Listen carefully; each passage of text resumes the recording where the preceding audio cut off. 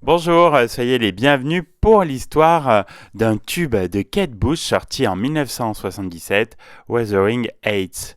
Aussi surprenant que le punk, Wuthering Heights est sorti en 1977, la même année que God Save the Queen des Sex Pistols.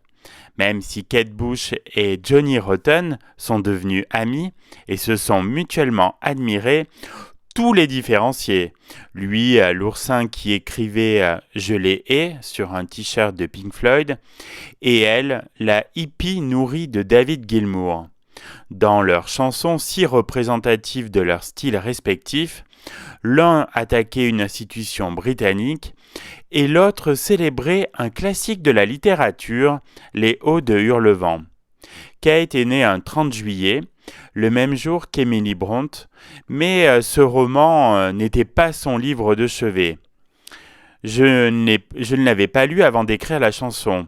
J'avais vu une adaptation télévisée il y a plusieurs années de ça. Je savais qu'il y avait Heathcliff et Cathy, qu'elle était morte et puis qu'elle était revenue. Ça me fascinait. La voix est l'élément le plus original de la chanson. J'ai voulu me projeter dans l'héroïne, a dit Kate Bush. Comme c'était un fantôme, je lui ai donné une voix haut perchée et gémissante. Dans le clip anglais, on voit Kate Bush volter devant la caméra alors qu'elle chante le refrain. C'est moi, Cathy, je suis revenue, j'ai si froid, laisse-moi entrer. Ayant convaincu EMI de ne pas la lancer avec le plus traditionnel James and the Cold Gun, elle est devenue à 19 ans la première anglaise à se classer numéro 1 dans les hit parades avec une chanson de son cru.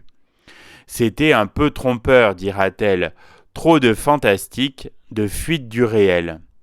Elle réenregistrera ce titre en 1986 pour son best-of The Whole Story. Je voulais lui donner un air plus contemporain. Une telle longévité sied bien à ce que Kate a appelé une ultime histoire d'amour, un amour qui va au-delà de la mort.